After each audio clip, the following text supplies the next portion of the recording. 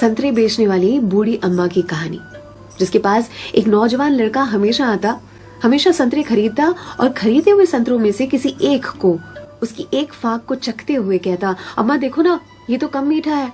और अम्मा हमेशा दूसरी फाक को चखते हुए कहती, नहीं बेटा, ये तो बराबर मीठा है। फिर भी यह लड़का बड़ी बेरुखी के साथ उसे खुले हुए संतरे को वहीं ठेले पर छोड़कर चलता बनता।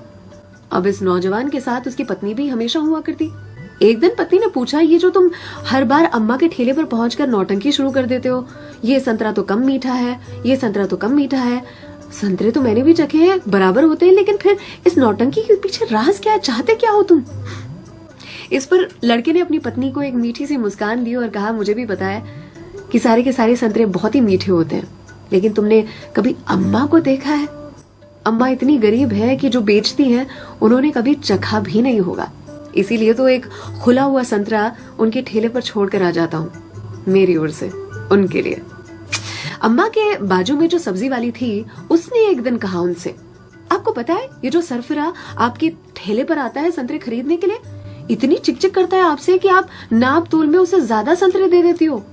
इस पर अम्मा ने कहा कि वो कभी मुझसे संतरे की मिठास पर चिकचिक करता ही नहीं है, वो ये चिकचिक करता है मुझे संतरा खिलाने के लिए, एक छोड़कर जाता है। क्या मुझे पता नहीं है? उसकी चिकचिक में भी उसकी प्यार की मिठास नजर आती है।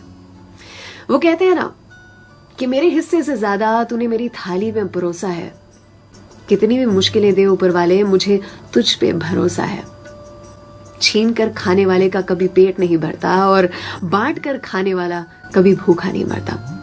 अगर कोई ऐसा दिखे उसकी मदद जरूर से करे, इसी को तो कहते हैं जियो दिल से।